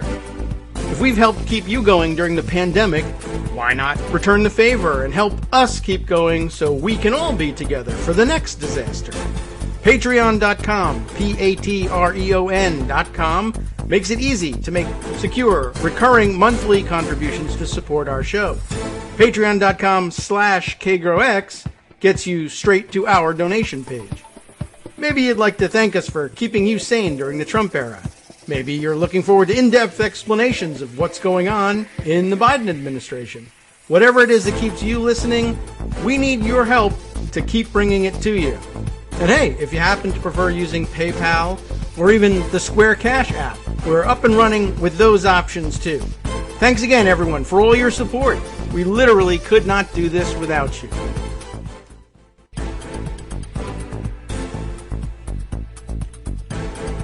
All right, welcome back now to the Kagro in the Morning Show here on Roots Radio. Having looked it over, there is quite a bit left to the Juneau Empire article here, but I'm thinking we continue just to give Alaska its due. There's very little call on the show for spending this much time on the inner workings of state-level politics in Alaska, and it's the largest state by land area, so come on, why not spend some more time understanding what's going on at the extreme fringes of the country, even if very clearly this story is about coming back from the political fringes in governance, but physically speaking, far flung in Alaska. So you don't hear the news all the time. Let's continue to dig into it and come to understand it. And this is an unusual situation, and maybe something that becomes a model for elsewhere, like maybe, the Congress itself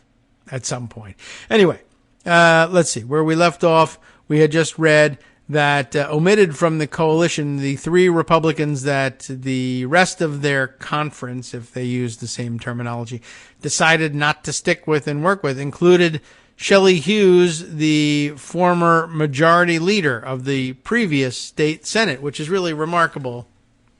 I mean, talk about losing the support of your conference. It's not just that they won't make you majority leader again, but that they prefer to join with Democrats in a bipartisan majority than return you to power. It's one thing to not want to move an extremist into that position untested.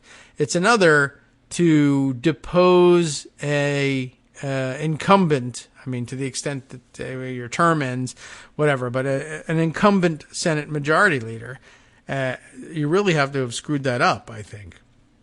Well, anyway, let's continue with the story.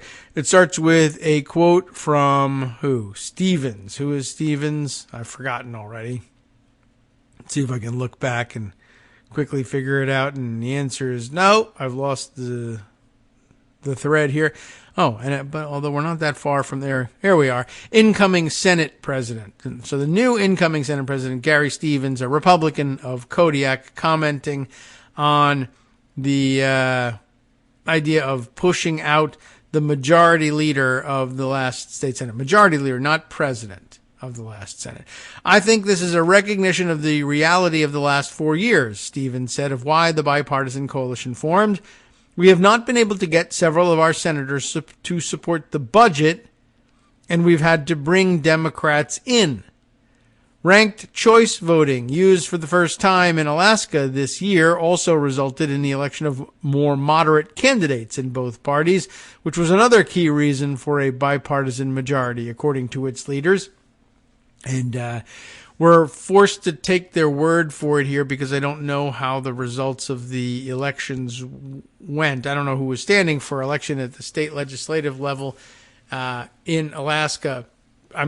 What I mean is I'm forced to accept that they say that the use of ranked choice voting brought in, what did they say here? How did they put it? Elected more moderate candidates in both parties. We've seen how it would, I understand how it would work, but we've seen that it has done the job in eliminating the more extreme candidates among the Republican Party. It's not entirely clear that has had the same effect in the Democratic Party, and that might be because it's not entirely clear that they have as fringy a level of candidates running in the Democratic Party. There may be some instances of it having happened among Democrats, but the question is whether it was the same in both parties or whether they just wanted to use the old newspaper trope that it was the same in both parties so they could just move on without actually examining the situation and not make Republicans feel too bad about themselves. Alaskans may know better. Anyway, I think all the members of this caucus, is that what they're using? This is Giselle or Geisel, depending on the pronunciation of the name. And as I recall, this is another Republican. Yes, Senator-elect from Anchorage as a Republican, who says, I think all the members of this caucus, so they call themselves a caucus, are responding to what we heard as Alaskans in this election. She said, voters are looking for people in the legislature who will work together to get things done. That's a fancy new idea. The chamber's more conservative members in recent years have rejected compromise with other Republicans while pursuing priorities such as maximum permanent fund dividends and social policy legislation. The three members of the new minority denounced the new majority in a news release Friday night. When 65% of Alaskans send a majority of Republicans to represent them in the Senate in Juneau, they are voting for a right-of-center majority, Hughes said. We want Alaskans to know that our minority organization may be small, but we will be mighty. We understand that voters have been betrayed, and a very substantial majority of you cast your votes against watered-down principles, left-leaning policies, and for a right-of-center majority. Hughes also said she started discussions this summer with other Senate Republicans about possible majority arrangements and policy priorities, which continued after the election but was essentially ignored by the new leadership.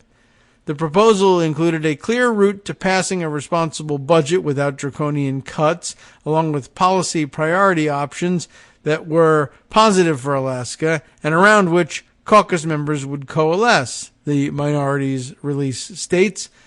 The inclusion of several Democrats was also part of this proposal. State Senator Jesse Keel, a Juneau Democrat who got the highest vote percentage as the only unopposed state Senate candidate in the election, said in an interview Friday his assignments will include seats on the Finance Committee and Legislative Council. He said he did not seek any committee leadership positions when discussions about a bipartisan coalition began the day after the November 8th election, but did emerge with the assignments he most sought. I remember from Sarah Palin days that we learned a little bit about the structure of their legislature as having the legislative council that works with the governor, and I can't remember exactly offhand what they do, but an interesting structure, different at the state level than what we hear about on the federal level, and many states adopting the same, mirror model of the federal system. Alaska going a different direction. So let's see. I'm going to be hopping like a frog on a hurdle. What kind of hopping is that? I don't know. But that's what this guy who got the assignments he wanted, Jesse Keel, said. I got what I was looking for in the organization in the place I want to be.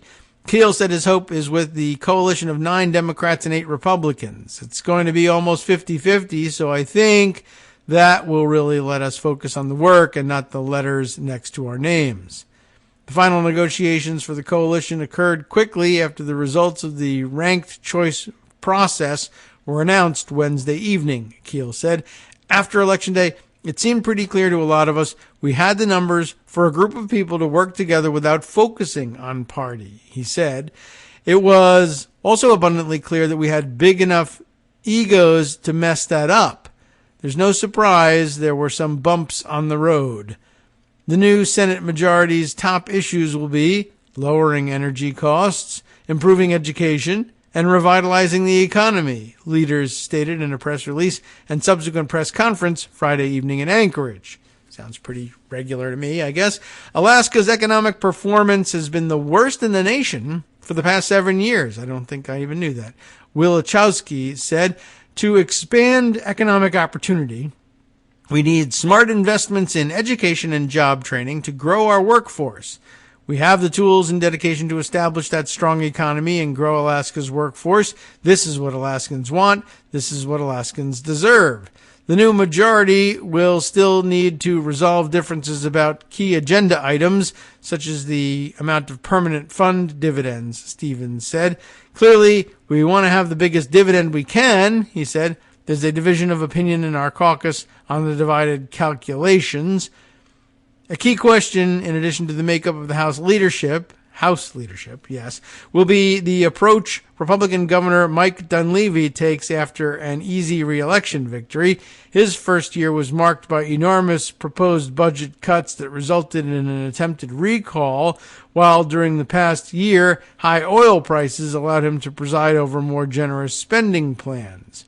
I think the governor's approach really shifted in the last year, and he was much more willing to work with people, especially with people outside the regions of the Matsu and people with different philosophies, Keel said. If he sticks with that, and with this Senate majority we really have an opportunity to address some of the long-term and thorny issues. Okay, so mostly just boilerplate stuff in the second half when people were, treading very carefully, trying to describe how they see the coalition coming together, holding together, and doing its work. But, you want to be moderate and careful in your approach, not blow that coalition up before you get any work done. So, anyway, very interesting. Actually, it made me wonder about Mary Peltola and where did she was a state legislator, I think, right? Isn't that the case? It's very often the case. People elected to Congress came from out of the state legislature. So was she in the Senate or in the House of Representatives? House. Okay. But interesting. She will have had, though, some experience working there under, let's see. That was, she was originally in the House. So maybe she doesn't have that, but it looks like her service in the House, Alaska House of Representatives, ended in 2009. And what's she been doing since? Well, let's see, tribal court judge in the tribal council. So let's see, yes, and then elected to Congress. Is there not something in between 2009 and 2022? And it's just brief term in office as a tribal court judge, huh? I wouldn't have guessed that. I thought that she might have been, there's some other things here, just not listed in the sidebar in Wikipedia. Later career, 2009 to 22. In 2010, Peltola helped Republican Lisa Murkowski run her write-in campaign for Senate. I think we might have heard that. Peltola worked as manager of community development and sustainability for the Donlin Creek Mine from 2008 to 2014, elected to the Bethel City Council in 2011, served until her term ended in 2013, state lobbyist from 2015 through 17, And then since 2017 served as executive director of the, local area name here, Kuskokwim River Intertribal Fish Commission. That's how she got to be so pro-fish. All right. Then the tribal council judge. Okay. I thought that she might have had some experience then in either working in the Alaska State House under the bipartisan coalition that could be helpful in working things out, but she certainly has some familiarity with it from being just involved in Alaskan politics for the past couple decades. So she even when she wasn't in the House during the time that they were working under a bipartisan coalition, she surely would have monitored the situation. Interesting to see. Does she bring to the House of Representatives, the U.S. House of Representatives, some understanding of how to work and operate in such a coalition, should it become necessary with a closely divided House? All right, that's of some interest. Just glad we got a chance to read through some news from Alaska. Let's see, other things to bring you up to speed on. There are many. Why not add this one to the mix? The Associated Press, in the person of Nicholas Riccardi, reminding us that not all of the election conspiracists and election deniers, in fact, lost their races. Most of the high-profile ones, yes, but some people did manage to sneak through, and Nicholas has got an eye on them for you. As voting experts cheered the losses of election conspiracy theorists in numerous high-profile races on Election Day, Paddy McGuire, that's with two D's, P-A-D-D, Paddy McGuire, prepared to hand over his office to one of them. Yikes. And here's, I guess, a picture of that happening. Let me see. Oh, yeah, there's the picture caption. Okay, so McGuire, the auditor of Mason County in western Washington, lost his reelection bid to Steve Dunkel, a Republican who has echoed former President Donald Trump's lies about the 2020 election. Dunkel, who invited a prominent election conspiracist to the area and led a door-to-door effort to find voter fraud, one of those guys, defeated McGuire by 100 votes in the conservative-leaning county of 60,000. There are all these stories about the election denier Secretary of State candidates who lost in purple states, said McGuire, referring to the state office that normally oversees voting. But secretaries of state don't count ballots. Those of us on the ground, whether we're clerks or auditors or recorders, do. Republicans who supported Trump's efforts to overturn the 2020 election lost bids for statewide offices that play key roles in overseeing voting in the 6 states that decided the last presidential election, as well as in races across the country. But an untold number won in local elections to control the positions that run on-the-ground election operations in counties, cities, and townships across America. And that's an important fact and an important distinction. They ran for races possibly over their heads to be the big muckety-mucks that decide yes or no on signing the things, and I guess can trip things up at the last stage. But in the meantime, maybe they ran interference for the Republicans who were running at the local levels who would make the decisions about how and whether to count the ballots in the first place. So that is a little bit frightening and scary. Without a doubt, election denial is alive and well, and this is a continuing threat, said Joanna Lidgate of States United, a group highlighting the risk of election conspiracy theorists trying to take over election administration. Of the 9 Republican candidates running for Secretary of State who echoed Trump's lies about the 2020 presidential election or supported his efforts to overturn the results, 3 won, all in Republican-dominated states. In Alabama, State Representative Wes Allen isn't even waiting to take office before making waves. Last week, he announced that once he becomes Secretary of State, he will withdraw from ERIC, which apparently is not his, partner. What a weird way of putting it. But oh my God. As it turns out, There's ERIC is an acronym for something, and it had to be the name of a person, really. I wonder what it stands for. Anyway, withdraw from Eric. Withdraw emotionally from Eric, you see. He's been withdrawn for a number of years, but finally he's going to make it official. No, he'll be withdrawing from ERIC, which is a multi-state database of voter registrations. What does it stand for? I don't know. Election something, but I imagine, but ERIC, huh? It doesn't even say. How odd.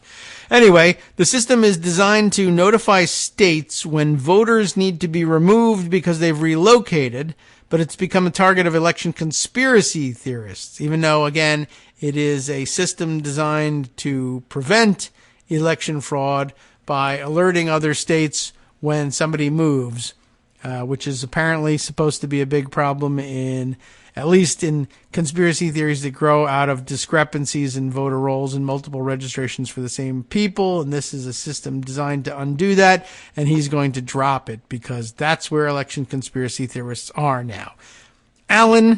Wes Allen from Alabama, echoed those conspiracy theories during his campaign, but in a statement last week, he instead said he was motivated by a desire to protect the privacy of Alabama voters. His call to exit ERIC drew a stark rebuke from the state's outgoing Secretary of State, John Merrill, a fellow Republican.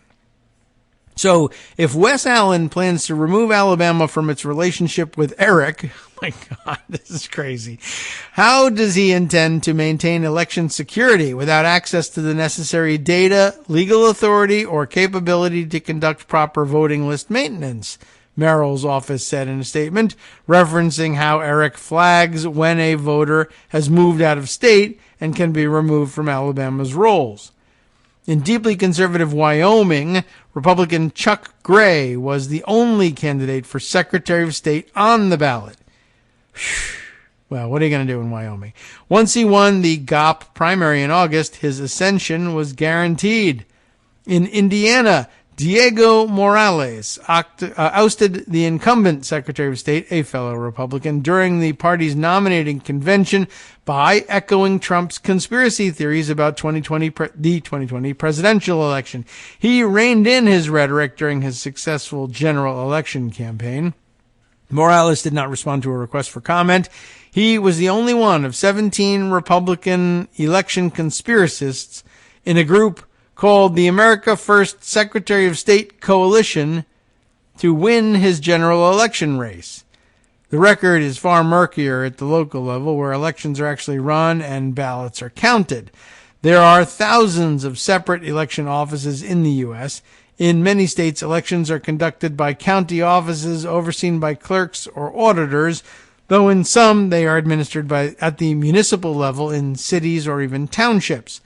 No organization tracks local election offices. The Democratic group Run for Something, alarmed at the prospect of election conspiracists occupying these posts, started an initiative to support candidates that it dubbed Defenders of Democracy this year. It estimated 1,700 separate elections were being held, either for posts to run elections or for bodies such as county commissions that appoint election directors. Amanda Littman, co-founder of the organization, said the group was tracking 32 races where they supported candidates. Their candidate won in 17 races and lost in 12, while 3 have yet to be called. Most significantly, she said, they won 8 races against election deniers and lost only 3. It's generally a good sign that when you're able to make the stakes of the race about democracy, you win, Littman said.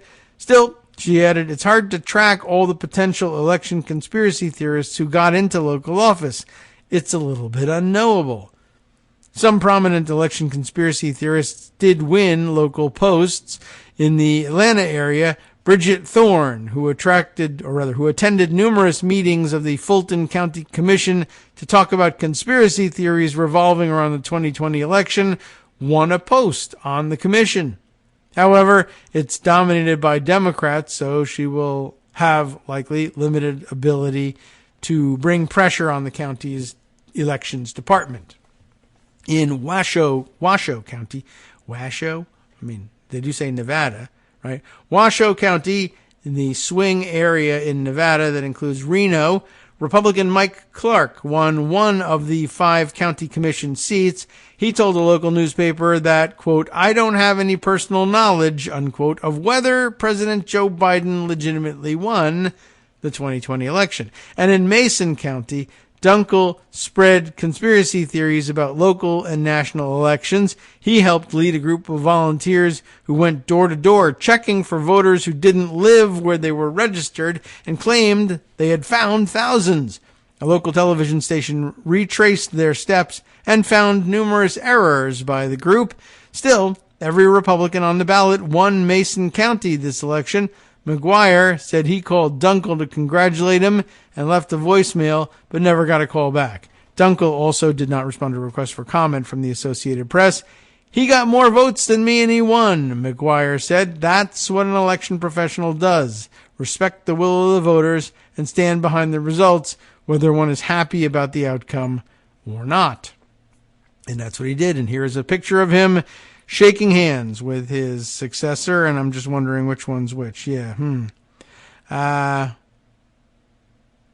McGuire is the new incoming guy, right? All right. Well, at any rate, there you have it. It wasn't universal, the success against the election deniers, and you got to look out for what happens at the local level and see if people end up messing with stuff when they get a chance to do that there. All right, one other thing I guess that might be able to fit in before we close things out for the day. We'll confuse ourselves by permitting ourselves to read Empty Wheel, if the thread comes up, that is. At the very least, we can, I think, reconstruct. I don't know why it's taking so long to get this to come up. But, is it... I see. I have to go through Mastodon Social to get it. So it's a little bit on the slow side. I know, they're doing their best to keep things up. But she was making the point, essentially, in her piece today, and maybe I should just go over to her blog and see if I can find the piece directly. And but she was trying to make the point that news coverage of Trump's meetings with Kanye West and Nick Fuentes were missing a major point on all of this. Not just that he had met, in fact, with these terrible people and anti-Semites, but that Nick Fuentes was likely also there to lobby on behalf of the January 6th defendants and lobby either for Trump to agree to pardon them at some future date or at least express support for what they had done on January 6th, with it, which is a fairly dangerous thing to be doing, but has been to this point ignored by the mainstream media reports of the event. I will just read quickly and might as well take us through to the end of the show. On Trump, the anti-Semites and the coup attempt, the import of Nick Fuentes' reference to January 6th, she writes this morning. The first thing you should ask when you hear about Trump and the white nationalists is, which one? Or, well, when I say it in the singular, it makes more sense. After all, it wasn't that long ago that Stephen Miller waltzed into Kevin McCarthy's office on the day McCarthy became the presumptive nominee for Speaker of the House. Even if Trump gets the Republican nomination in the summer of 2024, that's still 20 months off. But if Stephen Miller is driving the Republican House majority's policy choices in the interim, it will have an immediate effect. It will continue an institutional commitment from the Republican Party to policies built to respond to and feed more hate.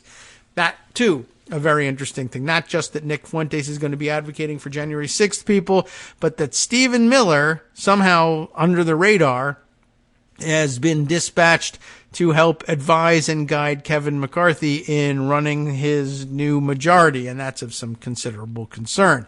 Plus, part of the loudest outrage surrounding Trump's palling around with neo-Nazi Nick Fuentes from people like Mike Pompeo and Chris Christie is significantly a desire to undercut Trump in advance of a primary, not because they're great guys. That is, I guess. If you're opposed to white nationalists in the Republican Party, take on Miller's central role in the party as a whole and also Trump's continued ties with fascists. Don't lose sight of what Miller's doing, is what she's saying. If you're a journalist who thinks the Fuentes dinner is newsworthy, and it is, then ask whether Miller's continued central role in GOP policy is too. Hell, if you're a horse race politics reporter, consider writing a story about how damaging Miller's policies have been for the GOP 2 midterm elections in a row. And I think that too, a very good point. And there's a bit of the story that's missing from most tellings, of course, as Jonathan Swan tells it with Zachary Basu. In addition to scolding Trump about his increased reliance on teleprompters, Fuentes also delivered the message that parts of the far right are disappointed with Trump, in part because he has not supported January 6th attackers sufficiently.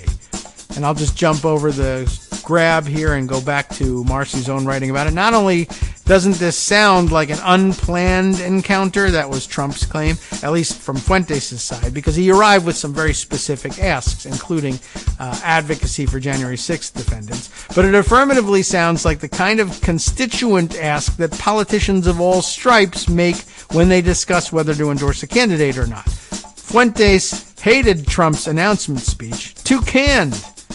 But he also warned that Trump needs to do more to support those being prosecuted for their role in Trump's coup attempt. In his own live stream about the meeting, after reeling off all the Stop the Steal events Fuentes has been part of organizing, Fuentes said he would back Ron DeSantis over a moderate Trump. If he gets too moderate, he's going to look for some way to pressure him from the right. Very interesting. Just something to keep an eye on. Plus the Stephen Miller angle. I really appreciate hearing that from Marcy. And now, you'll really appreciate hearing this from Justice Putnam with the West Coast Cookbook and Speakeasy. Next. You have been listening to Kagro in the Morning with David Waldman. What'll you hear? Well, Adam Schiff fired back after McCarthy threatened to remove him from the Intel Committee.